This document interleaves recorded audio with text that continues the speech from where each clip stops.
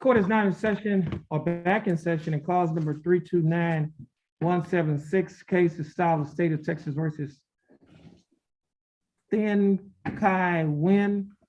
We have Mr. Thin Kai Nguyen appearing before the court. Mr. Nguyen, would you please raise your right hand? Mr. Nguyen, do you swear or affirm to tell the truth, the whole truth, and nothing but the truth so help you God? Yes, sir. You may put your hand down. Mr. Nguyen, I have before me an information that was filed by the district attorney's office. This information alleges that on or about February 1st of 2021, that you committed the Class B misdemeanor offense of criminal trespassing. Mr. Nguyen, do you understand what you have been charged with? Yes, sir. And to this charge, Mr. Nguyen, how do you plead? Guilty, not guilty, or no contest? Guilty, sir.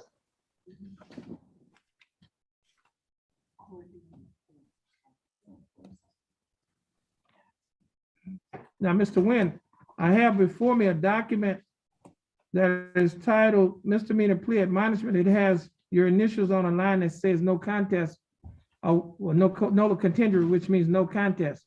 Are you pleading no contest, or are you pleading guilty? Guilty, sir. No contest. No. Now, how are you pleading? Guilty, not guilty, or no contest? No contact. Now, are you pleading no contest freely and voluntarily? Yes. Mr. Nguyen, are you pleading no contest freely and voluntarily? Yes, sir. And are you pleading no contest because you do not wish to fight or contest the charges? Yes, sir. Now, Mr. Nguyen, I have before me a document that is titled misdemeanor plea admonishments. On page 2 of this document, it has a set of initials TN on a line next to a box that says check nolo contendere, which means no contest. Did you place your initials TN on this document? Yes, sir. On the next page of the same document, Mr. Nguyen, there is a signature above the line that is titled defendant. Mr. Nguyen, did you sign this document? Yes, sir. On the next page of the same document, Mr. Nguyen, well, on the next document, Mr. Nguyen, which is titled Trial Court Certification of Defendant's Right of Appeal, there's a signature above the line that is titled defendant. Did you sign this document? Yes, sir. At the top of the same document, there are 2 boxes that are checked. The first box that is checked states that this is a plea bargain case and you have no right of appeal. Do you understand that? Yes, sir. The second box that's checked states that you're waiving your right to an appeal, which means you're giving up your right to an appeal. Do you understand that? Yes, sir. Mr. Nguyen, did you sign a document out there on paper that is titled Discovery Certification? Yes, sir. Now, Mr. Nguyen, before you sign and initial all of these documents that I have just mentioned to you, did your attorney, Mr. Adams, go over these documents with you? Yes, sir. And did you understand everything that Mr. Adams went over? Yes, sir. Now, Mr. Nguyen,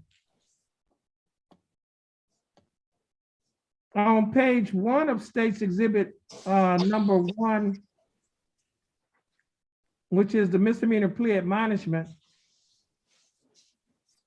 there are a set of initials TN below a paragraph that is titled citizenship. And I will go over this paragraph with you. Mr. Nguyen, this paragraph states that if you are not a U.S., now first of all, Mr. Nguyen, are you a U.S. citizen? No, sir. All right. Now, Mr. Nguyen. I've been here 40 years, sir. Okay. Now, Mr. Nguyen, this paragraph states that if you are not a U.S. citizen, a plea of guilty or nolo contendere, which is no contest, may result in your deportation, exclusion from admission, to the country or denial of naturalization. Do you understand that? Yes, sir. And Mr. Adams, did you explain to your client the possibilities of being deported? Yes. And pursuant to Padilla versus Kentucky, did you explain to him the consequences of entering a plea of guilty and no contest? Right. You understand that could affect your status. Yes, sir. Right. So my question to you, Mr. Adams, did you explain that to your client?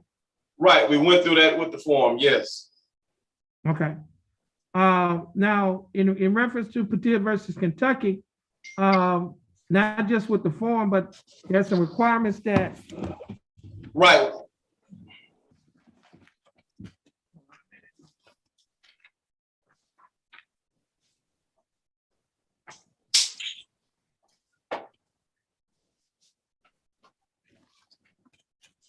Hold on a minute.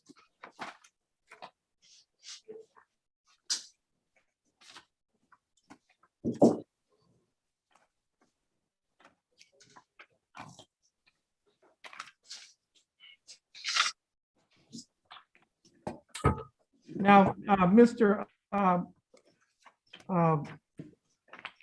Adams, apart from the form, there are possibly some collateral consequences of your client entering a plea of guilty or no contest to this charge. Were you able to go over, were you able to discuss that with your client? Yes, sir. Okay. Now,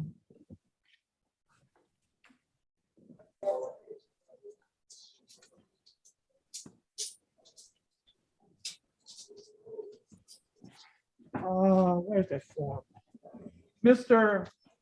Wynn, did you, I have a document before me that is titled English, and it has for all foreign nationals except those from mandatory notification countries. Mr. Wynn, did your attorney go over this document with you? Yes, sir. And on that document, it basically stated as a non-US citizen who is being arrested or detained, you may request that we notify your country's council officers here in the United States of your situation. You may also communicate with your council officers. A council officer may be able to help you obtain legal representation and may contact your family and visit you in detention, among other things. If you want us to notify your council officers, you can request this notification now or at any time in the future. And do you want us to notify your council officers at this time? Yes or no? No, he doesn't. He don't want to notify him. Is that correct, Mr. Wynn? Yes, sir. And did you also sign this document? Yeah. And Mr. Signed the Porter, document, remember? We signed it. is the balance in This document right here. It's right in front of him. now, Mr. Wynn, did you sign this document? Yes, sir. And your attorney went over this document with you, is that correct? Yes, sir. And did you read and understand everything in this document? Yes, sir. And is everything in this document true and correct to the best of your knowledge? Yes, sir. Okay. State, I have before me State's Exhibits 1 and 2. State's Exhibit 1 is the misdemeanor plea admonishments, and State, you like to also offer State's Exhibit number 2, the probable cause affidavit? Yes, Your Honor. Mr. Adams, do you have any objections? No objections. No objections. State's Exhibits 1 and 2 are admitted. Mr. Adams, you advised and counseled Mr. Wynn. Is there any evidence that he is currently mentally incompetent to stand trial? No evidence he's incompetent. Mr. Wynn, your attorney, Mr. Adams, has advised and counseled you. Are you satisfied with his representation? Yes, sir. Has he provided full, effective, and competent legal representation? Yes, sir. Mr. Nguyen, I will accept your plea of no contest. I will find that you are mentally competent to stand trial. I will also find that your plea and waivers were freely and voluntarily given. I will also find that there is sufficient evidence to find you guilty beyond a reasonable doubt. State, do we have a plea bargain agreement? We do, Your Honor. And what is that agreement? Your Honor, the agreement is for 30 days time served with court costs to be taxed and retired.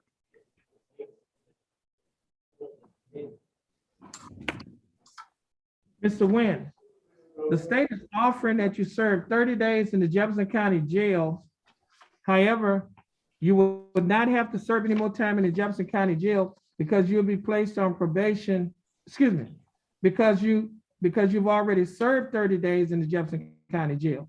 So you'll be given credit for time served. The court cost in this case is $342, but you will not have to pay the $342 because the time that you spent in jail has already paid it off. Therefore, the court costs will be taxed and retired. Mr. Nguyen, do you understand the state's offer? Yes, sir. Thank you, sir. And do you think that the state's offer in your case is fair and just? Yes, sir. And do you accept the state's offer? Yes, sir. Okay. Mr. Nguyen, the court will follow the pre-bargain agreement. You'll be assessed 30 days in Jefferson County Jail. However, you will be given credit for 30 days, and the court cost of $342 in this case will be taxed and retired. Mr. Nguyen, this will conclude your case. Please follow the bailiff, and you have a blessed day. Yeah. Thank you, sir. You're welcome. Thank you.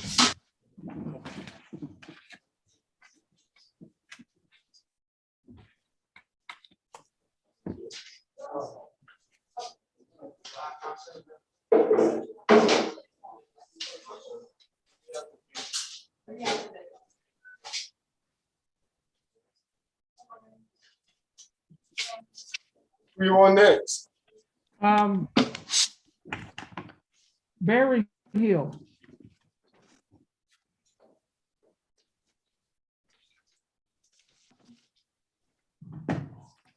He's the first one.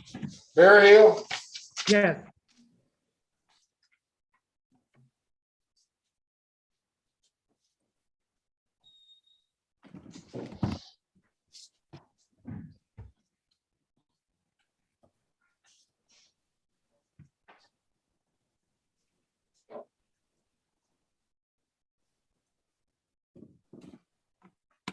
I'm gonna need an affidavit indigence on Barry Hill.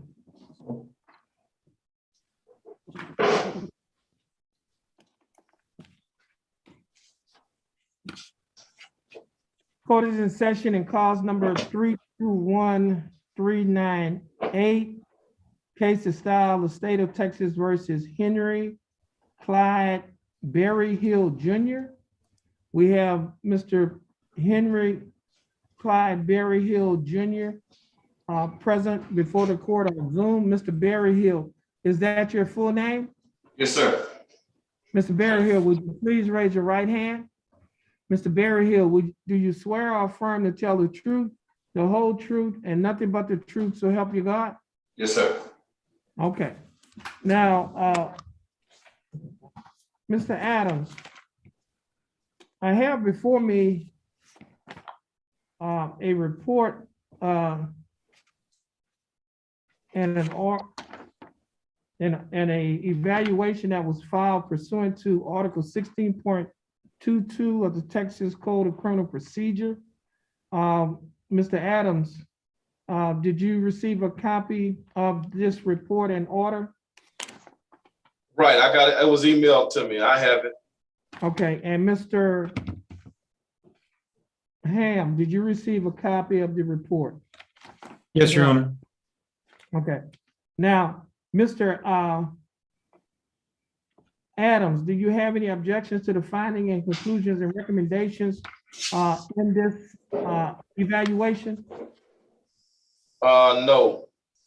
And Mr. Ham, do you have any objections to the finding, conclusions, and recommendations in this evaluation? No, Your Honor. Okay. The court finds that both the defense attorney and the prosecutor have received copies of the report. The report does show that the defendant has, now, Mr. Adams, before we go any further, pursuant to Article 1.24 of the Texas Code of Criminal Procedure, all proceedings and trials in all courts shall be public. However, pursuant to Lilly versus State 365, Southwest 3rd 321, the right to a public trial is not absolute and may be outweighed by other competing rights or interests, such as interest in security, preventing disclosure of non-public information, or ensuring that a defendant receives a fair trial. Mr. Adams, with reference to the evaluation that we received, and pursuant to the finding that the court will make based on that, are you requesting that this portion of the hearing be closed to prevent the disclosure of non-public information? Sure. Okay, so the court finds that the party seeking to close the hearing have advanced an overriding interest that is likely to be prejudiced toward the defendant, in that it will be the disclosure of non-public information. The court has found that the closure is no broader than necessary to protect that interest, and the court have considered reasonable alternatives to closing the proceedings, and the court findings is adequate to support the closure. So at this time, this portion of